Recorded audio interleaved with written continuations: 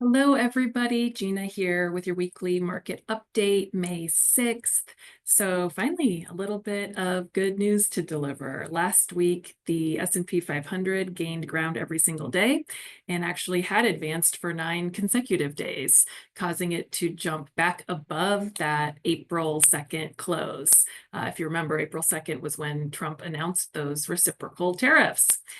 Along with that, the volatility levels have gone down as well, as you can imagine. So a lot of that was due to the pause in tariffs. And so although tariff concerns have not gone away, the pause, along with some other adjustments and solid jobs reports, has generated some optimism and has caused a temporary uptrend in equities. So happy about that. Despite the higher tariffs that do remain in place, investors are certainly hopeful that the delay and some of those more stringent levies and then the optimism of new agreements could hopefully enable the economy to dodge a recession.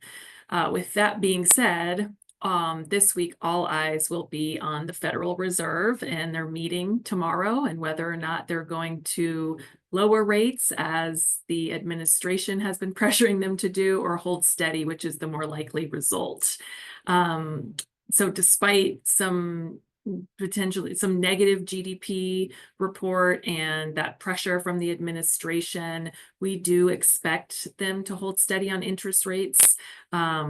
If you look at some of the finer details of that GDP report, and if you look at the employment reports along with company earnings that have come out pretty positive, it does suggest that the U.S. economy was pretty firm heading into the second quarter, which is another reason why we believe that it is unlikely they will lower rates, at least for now. But the markets are watching closely for any hints or indications that Powell will lower rates in the future. Some analysts expect that there will be some rate reductions later in the year or even as early as this summer. So his remarks in the conference after the meeting will really be key in setting those expectations. So we're definitely going to be paying close attention to that. That's really it for today. As always, if you have any other questions or concerns, don't hesitate to reach out.